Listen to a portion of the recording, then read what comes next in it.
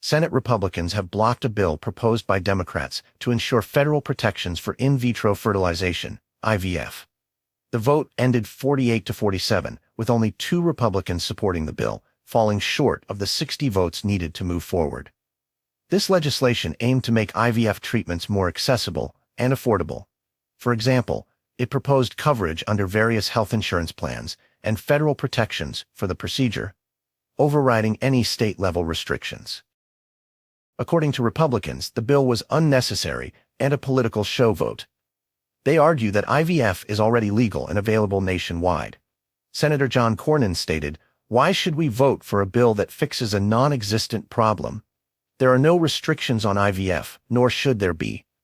Many Republicans believe this effort was more about creating a political wedge rather than solving an actual issue.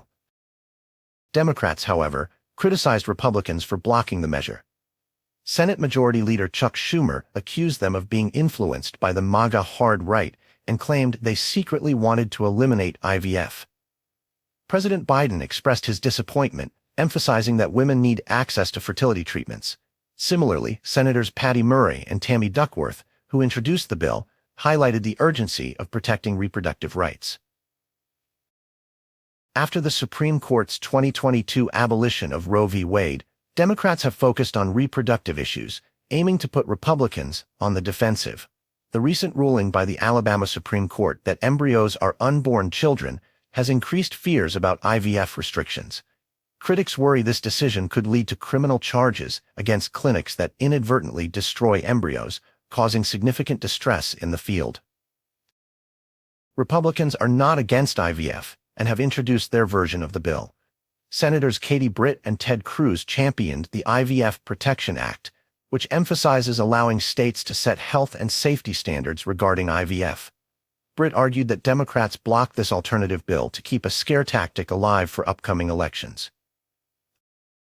The Southern Baptist Convention, a significant conservative voice, has also expressed concerns about IVF, particularly the ethical implications of creating and potentially destroying surplus embryos.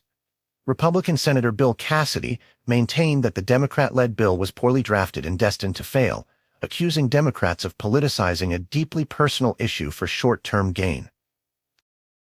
Ultimately, while the debate rages on in the Senate, the core of the issue remains ensuring that hopeful parents have access to IVF, balancing ethical considerations with practical treatments, and navigating complex reproductive rights landscapes shaped by recent legal rulings.